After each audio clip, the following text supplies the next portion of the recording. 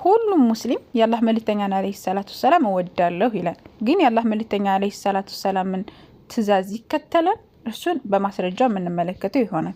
ራሳችንን በዛ መሰረት እንገመግማለን። እውነት የአላህ መልእክተኛ አለይሂ ሰላቱ ሰላምን እየተከተልን ነው የሚለውን ነገር ለማየት ማለት ነው።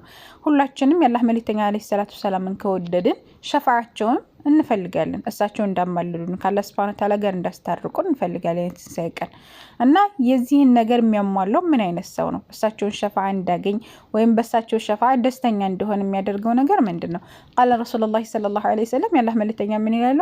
አስዐዱ ናሲ ቢሸፋዓቲ የውመል ቂያማ የትንሣኤ ቀን በእኔ ሸፋዓ ደስተኛ የሚሆነው መን ቃለ ላኢላሃ ኢላላህ ከአላህ በስተቀር በሐቅ የሚመለክ አምላክ የለም ያለ።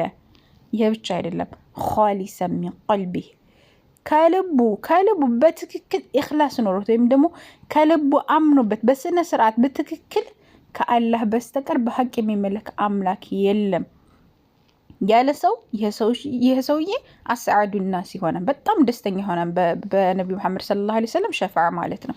ስለዚህ ከሽርክ መራቅ አለበት። እንግዲህ የሁሉም ነገር ሚፍታህ ተውሂድ ነው ማለት ነው። ላኢላሃ ኢላላህ የምትለዋ ቃል ናት ማለት ነው። ይችን ደግሞ ኻሊሰን ሚን ቀልቢ ከልቡ በስነ ስርዓት አምኖበት ከሽርክ እንዳለ ጥርት ብሎ ላኢላሃ ኢላላህን በብቸኝነት ሲመሰክርና በዛ ነገር ላይ ሲያምን ነው። ስለዚህ ይህን ነገር በትክክል ይዘነዋል ወይ የሚለው ራሳችንን እንፈትሽ። ከትንሹም ሽርክ ከትልቁም ሽርክ ከቢድዓም ከተለያዩ ነገራቶች ርቀናል ወይ? ራሳችንን እንፈትሽ። ኢንሻአላህ አላህ ያህፍዝከው። ስናደርግ ቁጭ በደግ የምንል ሰዎች ይችን ሀዲስ እናዳምጣት። አሁን ላይ ያኔ ሰገድን ወይስ ምንድነው ቁጭ በደግ አልን ብለን እስከሚያጠያየቅ ድረስ የምናደርግ ሰዎች አለን። አላህ ካዘነለት ውጭ ማለት ነው። ቢስሚላህ አላሁ አክበር ያኔ ቶሎ ብለን ሱብሃን ረቢላ ብድግ ቁጭ ብድግ በቃ አይደለ? ይሄ መረጋጋት የሚባለው ነገር ስጁድ ላይ እርግት ማለት የሚባለው ነገር እየታየብን አይደለም። የአላህ መልእክተኛ አለይሂ ሰላቱ ሰላም ምን ይላሉ? አለይከ ቢከስረት ሱጁድ በማድረግ ላይ አብዛ። ሱጁድ ማብዛትን ያኔ ሱጁድን በማብዛት ላይ አደራህን ይላሉ አላህ መልእክተኛ አለይሂ ሰላቱ ሰላም ሊላሂ ለአላህ ሱብሓነሁ ወተዓላ ፈኢነከ እነሆ አንተ እኮ ላ ተስጁዱ ሊላሂ ሰጀደትን አንዲትን ስጁድ እኮ አትሰግድም ኢላ ረፈዐከ አላሁ አላህ ሱብሓነሁ ወተዓላ ከፍ ቢያደርግልህ እንጂ ደረጃህን ከፍ ቢያደርግህ እንጂ አሉ አላህ መልእክተኛ አለይሂ ሰላቱ ሰላም ቢሃ ደረጃህን ከፍ ቢያደርግልህ እንጂ ወሐጣ ዐንከ ቢሃ ኸጢአተን ያኒ ኸጣአያህን ወይም ደግሞ ወንጀልህን ደግሞ በሷ በስጁድ ምክንያት ወንጀልህን ቢያብስልህ እንጂ አሉ የአላህ መልእክተኛ። በሌላ ሐዲሳቸው ላይ ሐረመ አላሁ ዐለ ናሪ አላህ ሱብሓነሁ ወተዓላ ሐራም አድርጓን ከእሳት ማለት ነው ሐራም አድርጓን አንተ አኩለ አሰረ ሱጁድ ያኒ ስጁድ የምናደርግባትን ቦታ አንድ ሰው ስጁድ የሚያደርግበትን ቦታ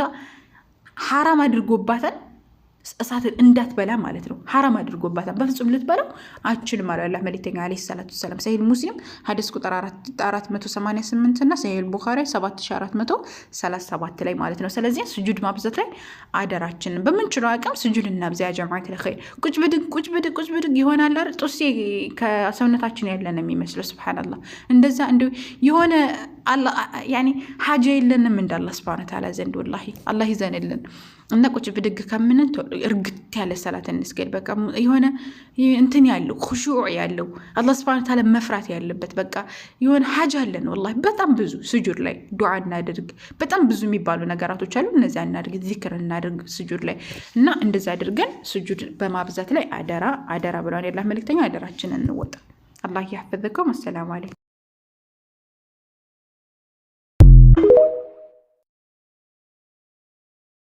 ያልከፈልኩት ዋጋ የለም። በእውነት ኃጢአት ነው የራሱ በጣም ትልቅ ኃጢአት። እኔ አሁን የትኛውን እምነት አልከተልም። በጣም የዘሩብኝ ዘር ማለት ነው ከአይምሮዬ በላይ ነው በእውነት። ባቢ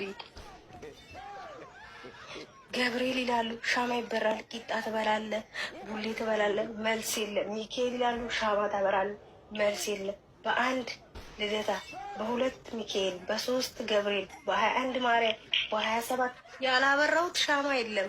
ምንም በህይወቴ ውስጥ መልስ ቀርቶ ለውጥ አላገኘውም። በቃ ሊያልፍልኝ ያልቻለ ሰው እሄዳለሁ፣ እጮሃለሁ፣ እመጣለሁ።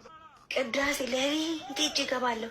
11 ሰዓት እንቅልፌን አጥቼ እዛ ሳስቀድስ ተገትሬ እመጣለሁ። ከዛ ስመለስ ቄሱ ደግሞ ለምን እኔን እሺ ብለሽን ከኔ ጋር ህይወትሽን አትቀይሪም ይለኝ። ጸበሉ ይሻለኛል። ጸበል ልጠመቅ እርቃኔ ራቁቴ ፓንት መልበስ የለብሽም እንዴ! የሰውን ነውር ያየ የተረገመ ይሁን ይላል መጽሐፍ ቅዱስ በራሱ።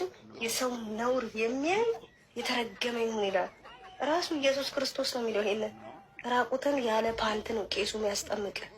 እሺ ይሄ ምንድን ነው የምትለው? እሺ ራቁቴን ሄጄ ፓንት ሳላረግ ምን ሳላረግ የምጠመቀው በመስቀሉ ሼቱ ጋር ነው የሚመጣ ጡቴ ጋር። እሺ ይሄ ምንድን ነው?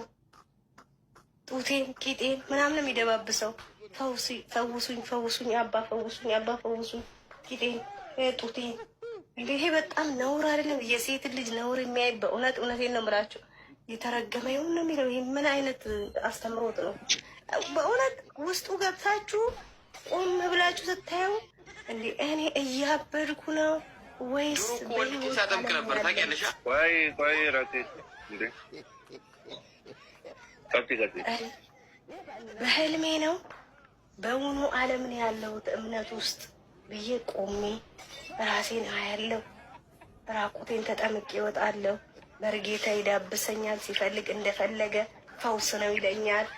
ሄጄ ደግሞ ጎንበስ ቀና ብለህ ስስማቸው ጡትህን ያሻሉ። ቆም ቆም ያለ ጡት ካዩ በቃ በውስጥ አናግሪኝ፣ በኋላ ነው ያናግሪኝ፣ ለእመኑ ሲል ነው ያናግሪኝ፣ የአንቺ ሴጣን አደገኛው ነው ይሉኛል። እሺ አባ ብዬ ሄጄም ደግሞ መቃብር ቤት ውስጥ ነው የሚኖሩት። መቃብር ቤት ውስጥ ገብቼ ሳናግራቸው ምንድን ነው ተኝ እዚህ ጋር እንደዚህ ላድርግሽ እንደዚህ ላድርግሽ። በጣም ግራ እኮ ነው የሚገባቸው። መዘምራን ገባው መዘምራን እየተማርኩ እኔ እግዚአብሔር ቃል ነው ብዬ ስማር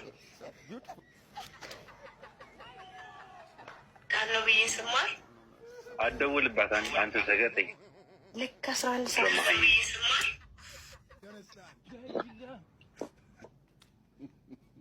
ማዚማ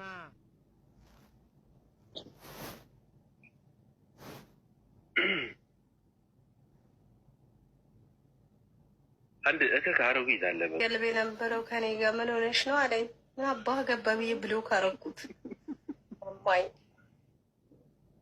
መዘምራን ሆናለሁ ብዬ ገብቼ ደግሞ መዘምራን እዛ ስዘምር ምስል 11 ሰዓት ላይ መቃብር ላይ ቁጭ ብለህ ኪሲንግህን ትቀጥላለህ፣ ትሳሳማለህ፣ ትጠቃቀፋለህ።